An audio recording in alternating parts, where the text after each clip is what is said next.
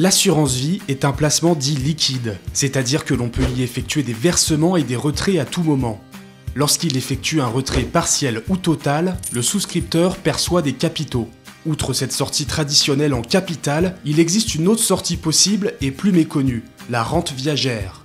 À un terme défini, généralement le départ à la retraite, les fonds disponibles sur le contrat sont convertis en rente. L'assuré reçoit alors une rente tous les mois ou tous les trimestres jusqu'à son décès. Les revenus sont garantis à vie et susceptibles d'être revalorisés chaque année. Ce revenu régulier complétera avantageusement les pensions de retraite, d'autant que plus la rente issue d'un contrat d'assurance vie est perçue tardivement, moins elle est imposée. Si la première rente est servie avant les 50 ans du souscripteur, 70% de son montant annuel doivent être intégrés aux revenus à déclarer au fisc. Le taux tombe à 50% entre 50 et 59 ans, 40% entre 60 et 69 ans et 30% à compter de 70 ans.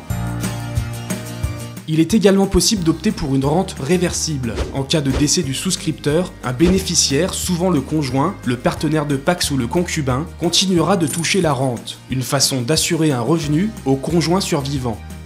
Une autre option intéressante est la rente à annuité garantie sur un nombre d'années défini par le souscripteur, sur une période de 20 ans par exemple, et même en cas de décès, la rente sera reversée à l'ensemble de ses bénéficiaires désignés, y compris à des bénéficiaires de second rang. La sortie en rente et en capital d'un contrat d'assurance vie ne poursuivent pas les mêmes objectifs. Il est recommandé de se renseigner au préalable auprès de son conseiller pour décider de l'option la plus en phase avec ses besoins.